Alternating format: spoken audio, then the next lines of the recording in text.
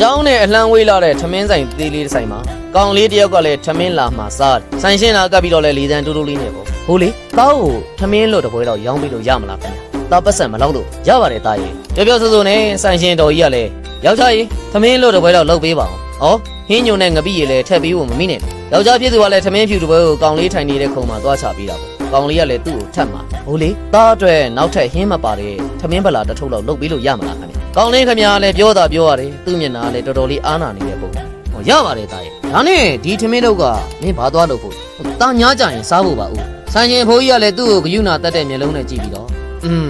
ကောင်းလေးကြည့်ရတာမြို့မှာသာចောင်းလာတက်တဲ့အိမ်ရမိဘတွေကငွေကြေးခက်ခဲရှိတဲ့ပုံပဲအမှန်တကယ်တော့သူတို့လေမယားကလည်းတနည်းလို့တနည်းစားဘူးဒီဆိုင်လေးကိုသူများငှားပေးလို့သာကံကောင်းပြီးတော့ဈေးရောင်းရတယ်ဘဝမရှိသူမို့လို့လည်းမရှိသူကိုစာနာတတ်တဲ့စိတ်ကလည်းသူတို့လေမယားမှာရှိပြီးသားတယ်ဟင်းအိုကနေဟင်းတွေကိုခတ်ပြီးတော့ထမင်းများနဲ့သူကလည်းဖုံးဖိပြီးထည့်နေမိဒါအောင်မိမဖြစ်သူကမြင်တော့လေရှင်ဘာလုပ်နေရလဲကောင်းလေးတွေထမင်းထည့်ပေးနေရလေ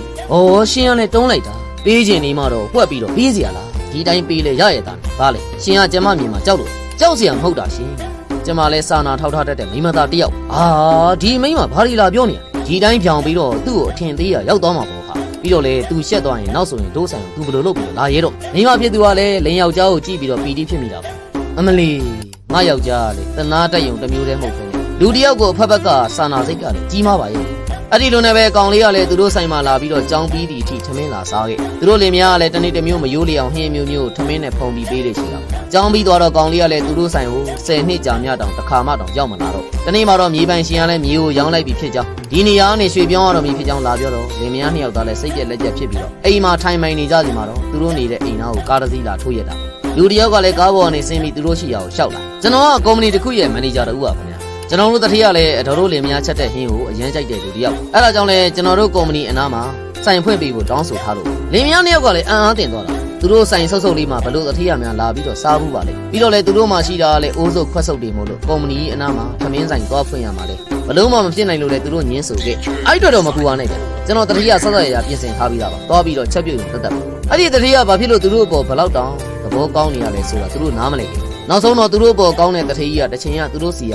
သမင်းတစ်ထုပ်လောက်ကျွေးခဲ့ဘူးခဲ့တယ်။ចောင်းသားလေးမှသိရတော့။ဦးနဲ့တော်သာကျွန်တော်ကိုမကူညီပေးခဲ့ရင်ကျွန်တော်ဒီလိုဘဝမျိုးရောက်လာမှာမဟုတ်ပါဘူး။အခုလိုပြန်လဲကျေးဇူးဆက်ခွင့်ရတာကိုကျွန်တော်အယံဝမ်းသာတယ်။လောတာရှိနေပြောပါဘာမှအားမနာပါဘူး။စေတနာထားတဲ့ယုံနဲ့မလုံးတော့ဘူး။ဖက်ဖက်ကကြည့်ပြီးတော့စာနာမှုလဲထားတဲ့အခုလို ID ခေတ်မှာမရှိသူကိုကူညီတတ်ကြတဲ့သူတို့ချို့သတိထားတဲ့သူတို့ဘာကိုကူညီလို့ရင်သူ့ရဲ့ဂုဏ်သိက္ခာကိုလည်းထည့်သွင်းတဲ့ကိုယ့်ရဲ့စေတနာကိုပုံရိုက်ပြီးတော့တင်ပြနေကြမလို့စေတနာအောက်မှာသူတစ်ပါးရဲ့ဂုဏ်သိက္ခာတွေနစ်ပြောက်သွားတယ်လို့